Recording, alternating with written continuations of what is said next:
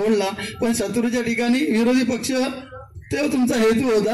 शत्रू म्हणजे एक्झॅक्टली शत्रू ना, राजकारणात दुसऱ्या पक्षाचा विरोधी पक्षाचा म्हणजे शत्रू. त्या भावनाने प्रीतमजी रुके बोलले.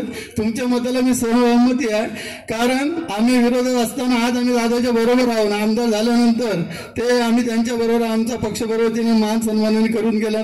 म्हणून आज मी आणि भाऊ मोहिते क्षीरसागर व्यासपीठावर आहे, हे त्याचं पहिलं उदाहरण आहे. आणि माझ्या पक्षप्रवेशाला ज्यांनी मेहनत घेतली ते माझे मित्र संजय सावंत, त्यांना मुलाचा वाटा. आज मला धन्यवाद करायचा कधी वेळ भेटला नाही, त्यांचेही मी आभार मानतो. तसेच माझे मित्र बरकाची सालवी खाली बसलेले आहेत आणि कृपा मॅडम मिस्टर शशांक यांचा फार आग्रह होता, खालिद बा तू बरोबर काम कर, खालिद बा तू बरोबर काम कर, आणि त्यांना दादाने होकार दिला. म्हणजे प्रीतमजी विरोधी पक्षाला पण जवळ घेण्यासाठी जो मन मोठा लागतो तो दादांकडे आहे. दादा तुमच्या एक्सप्रेशननी समोरला कळत नाही काय तुमच्या मनात आहे. खरोखर या अगदी म्हणजे ज्यांना 50 वर्ष होतं राजकारणात, तो त्याचे एक्सप्रेशन त्यांना लपवताना हे 50 वर्ष लागतात. आता भाईंचा लक्षात येतो, भाई तापलेले आहेत, भडकलेले आहेत, त्यांच्या मनात काय आहे तुमचं काय समजायलाच मार्ग नाही. संजयरावला मी नेहमी विचारतो, भाऊ कम्फर्टेबल आहात ना तुम्ही पक्षप्रवेश केल्यानंतर?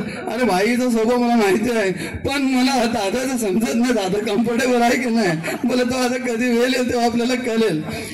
खरं दादा तुमच्या घरी गेलो होतो, तुमचं जिम बघितला. जसे तुम्ही आमचे नेते फिट आहात तसं तालुका पण फिट व्हायला पाहिजे. त्याच्यासाठी जे मोहन मुलेंनी मार्गदर्शन केलं की मैदानावरती पण जिम व्हावी आणि एक्सरसाइज व्हावा, सर्व तालुका आपला फिट व्हावा, सर्व समाज एकत्र घेऊन तुम्ही चालावा. आणि ज्या दिशेने ज्या स्पीडने तुम्ही चालतायत तर आता मला वाटत नाही काहीच प्रॉब्लेम आहे. सर्वात जेव्हा संजयरावांचा पक्ष प्रवेश झाला 1,05,000 मध्ये तुम्हाला भेटली, 80,000 मध्ये त्यांना भेटली. या दोघांची टोटल मारल्यानंतर मला ठाम विश्वास आहे की येत्या विधानसभाच्या इलेक्शनमध्ये महाराष्ट्रात सर्वात हायेस्ट लीडने जी कुठली सीट असेल तर ती दापोलीची असेल. जर दादांना लीड भेटेल तर मला वाटत नाही एवढा लीड कोण मिळवू शकतो. त्याच्यासाठी दादा तेवढी स्पीडने तुम्ही काम करा, सर्वांना घेऊन चालताय, सर्वांना तसंच सर्वांनी प्रेम ठेवा.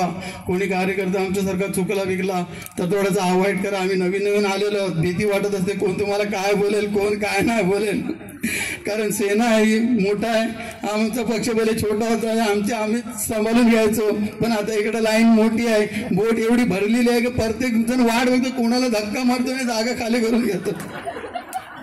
त्या धक्क्यामध्ये खाली आमचा बली जाता कामा नये, हे एवढं लक्षात ठेवा.